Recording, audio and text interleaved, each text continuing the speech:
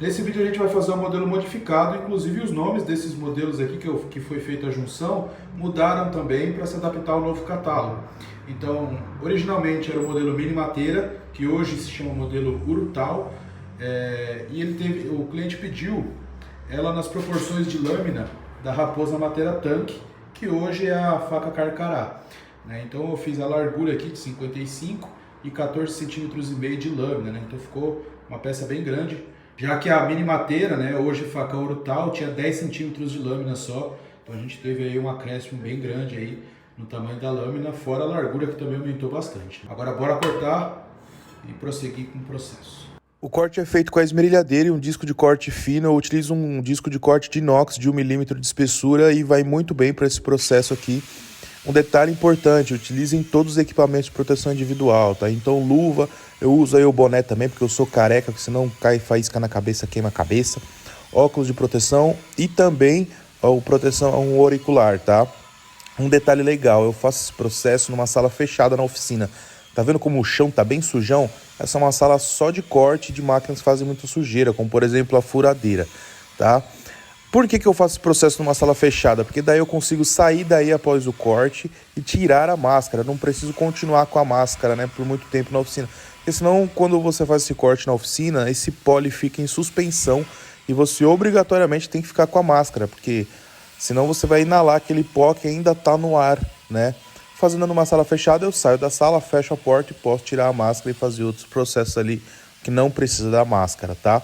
Mas se você fizer esse processo na oficina aberta, continue com a máscara. Agora uma dica super importante para vocês que procuram insumos para cutelaria. Se vocês procuram aço para cutelaria como 5160, inox 420, 1070, 15N20, dentre outros, vocês encontram na Manchester Aços. Se vocês procuram material para fazer os cabos das facas, como madeira de lei, madeira estabilizada, blocos de resina ou blocos híbridos, vocês encontram na Gavião Madeiras. Se vocês procuram maquinário para cutelaria, como forno de temperatura controlada, lixadeira de cinta compacta e profissional, vocês encontram na Guajuvira Equipamentos. Tudo para vocês fazerem as suas bainhas, como couro, linha, agulha, pinos para fazer marcação, vocês encontram na Tony West Couros. Esses são os nossos patrocinadores e quem eu indico de coração para vocês. Após fazer o corte e usinar o contorno da primeira peça, vou utilizar ela como molde para fazer a marcação da segunda. Essa primeira peça, ela foi uma encomenda, mas eu fiz uma a mais para disponibilizar a pronta entrega lá no nosso grupo do WhatsApp. E nesse caso, como eu já tenho um molde bem definido, eu utilizo um marcador de ponta de metal duro para fazer essa traçagem no aço e ela vai ficar bem aparente. Mesmo quando subir a temperatura durante a usinagem do contorno, ela não some. E a usinagem fina do contorno eu vou fazer na mesa flat da minha lixadeira de cinta Guajuvira. Eu vou utilizar sempre uma lixa meia-vida. Eu acho, se eu não me engano, eu estou utilizando uma lixa de grão 80, só que a certeza que é meia-vida, tá? Por que uma lixa meia-vida? Porque é comum ela se romper durante esse processo. Tem muito atrito, muita temperatura e a emenda da lixa sofre muito, tá? Porque é sempre num ponto localizado do flat. Às vezes o flat até marca por conta disso conforme o tempo, Você vai ter que acabar retificando o flat porque ele vai fazer uma marcaçãozinha ali. Eu gosto de deixar a mesa bem em esquadro, tá? Porque quando a gente vai fazer a marcação de centro, ela estando em esquadro, fica bem legalzinha a visualização. Após o corte, eu vou retificar as peças até o grão 220. É importante a gente retificar ela ali, segurando com o apoio de um ímã e tudo mais, e deixar ela 100% plana. A gente tem que tomar muito cuidado para não apertar ela de forma inclinada, para as bordas da faca não ficarem com espessura menor do que o centro. Tem que tomar cuidado movimentando ela de forma circular ali, para ela ficar 100% plana.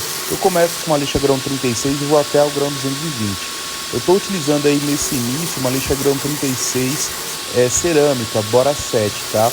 Essa lixa, na realidade, eu utilizo para fazer a geometria de fio depois, para afinar no pós-tempera, porque ela tende a aquecer menos na hora que está usinando. Mas, como essa minha lixa começou a romper, eu coloquei ela numa velocidade baixa e estou utilizando para retificar as peças ali, mas geralmente eu faço com lixa de óxido de alumínio convencional esse processo aí, tá? Após retificar, eu vou fazer as delimitações de empunhadura e vou fazer a marcação do centro da peça utilizando um graminho ou um paquímetro traçador de ponta de metal duro. É importante as peças estarem 100% alinhadas antes de fazer essa marcação e também antes de começar o desbaste. Como vocês estão vendo, eu vou fazer o desbaste utilizando o jig. Esse jig também é da Guajuvira, você também consegue adquirir lá com o Alexandre. Para quem sempre pergunta sobre o rendimento das lixas e tudo mais, eu estou utilizando uma lixa de grão de óxido de alumínio convencional e ela vai render o desbaste dessas duas facas ali com tranquilidade, assim, sem ficar se matando. Sabe quando ela chega naquele ponto que a gente fica se matando para empurrar?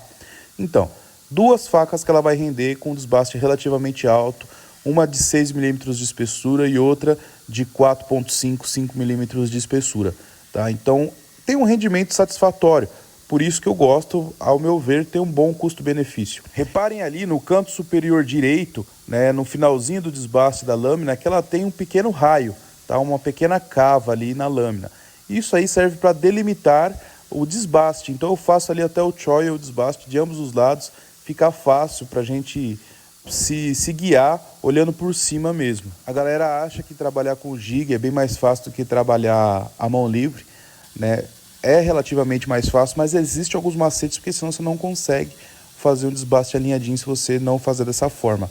E os macetes são, primeiro, você tem que ter a peça 100% alinhada, ela não pode estar empenada, ela tem que apoiar de forma 100% alinhada no jig, tá? Porque senão vai dar diferença no desbaste. Segundo é o que vocês estão vendo que eu estou fazendo ali agora, ó.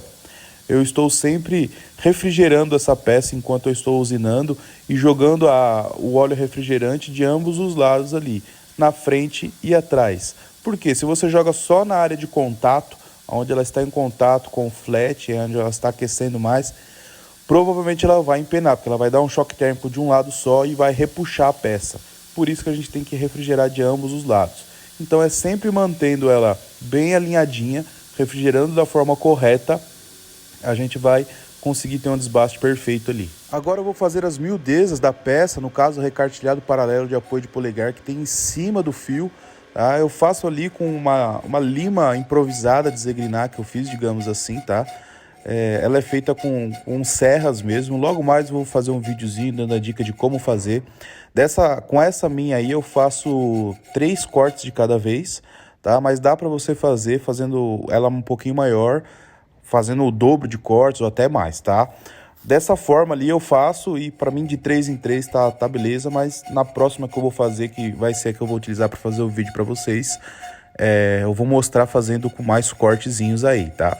Então não tem segredo para fazer esse processo, é só ir com calma e deixar ela bem alinhadinha, tá? Essa aí que eu faço, né, essa lima de zegrinar, digamos assim, que eu fiz, ela tem um rendimento bem maior do que a lima convencional, tá? Até porque você vai utilizar lâminas de serra e é fácil de você trocar caso ela gaste. O cliente escolheu um bloco de pau-ferro negro para fazer a empunhadura. Esse bloco tá lindíssimo, ele tem uma trama muito legal ali e eu vou fazer a marcação do chassi da peça no bloco, vou fazer o corte dos excessos e é importante a gente retificar bem esse bloco, deixar ele em paralelo e em esquadro para fazer todos esses processos aí. Dessa forma o furo não vai sair torto da transferência do chassi para o bloco, tá? Depois de fazer esse corte que vocês estão vendo, a gente vai transferir a furação do chassi para o bloco na furadeira de bancada. Eu utilizo sempre o cantinho, porque aí a gente consegue prender o grampo com tranquilidade. E eu vou utilizar ali uma broca de 3 e 3. Por quê? O furo é de 3 e 3, porque a gente vai fazer uma rosca M4 no chassi, tá? Então, para fazer essa furação, a gente sempre tem que subtrair o passo da rosca do diâmetro do parafuso. No caso, o passo é de 0,7, então a gente subtrai 7 décimos de 4 milímetros, que dá 3 e 3. Depois disso, eu vou passar a furação para 4 milímetros e vou fazer o alojamento de cabeça de parafuso, utilizando o escariador de metal duro. E é claro que antes de fazer esse processo aí, eu vou dividir em par de talas, né? Pode ver que a parte ali onde eu estou fazendo o alojamento tá bem rugoso, porque eu dividi em par de talas lá na Serra Fita. Galera, esse tipo de madeira, entre outras, vocês encontram lá na Gavião Madeiras, viu? Após fazer todo esse processo nas duas empunhaduras, né, e fazer também a rosca no chassi, eu vou fazer a têmpera. Para esse projeto, como são peças que vão receber impacto, eu optei pela têmpera seletiva, tá? Em ambas as peças. Após o revelimento, eu vou começar a fazer a empunhadura. Então, eu vou parafusar as talas no chassi e vou começar usinando ali a parte mais anatômica, né? A silhueta da empunhadura na mesa flat da lixadeira de cinta, utilizando uma lixa grão 80 ou grão 36, bem novinha, tá? É importante utilizar lixas mais novas para lixar a empunhadura, porque senão ela pode empastar muito e vai acabar queimando a empunhadura, tá? Então sempre opte por lixas novas e RPM baixo. No caso da micarta, dá para utilizar o RPM um pouco mais alto que não vai queimar, ok? Então eu faço ali primeiro a usinagem do contorno e na sequência eu faço as cinturas ali, né? Então eu vou afinar mais, deixando o centro mais barrigudinho, que fica muito confortável quando você está utilizando ela em mãos, tá? Com todo esse processo feito, eu vou fazer o arredondamento dos cantos e fazer o acabamento manual em ambas as peças. Na peça em micarta eu vou fazer a textura e o polimento também. Agora com a empunhadura em pau-ferro negro eu vou lixar até o grão 600 mais ou menos, tomando cuidado para lixar no sentido de crescimento dos veios da madeira, sempre no mesmo sentido. Vou fazer uma pré-hidratação ali superficial, não vou encharcar essa empunhadura, é só por cima mesmo com óleo mineral de farmácia.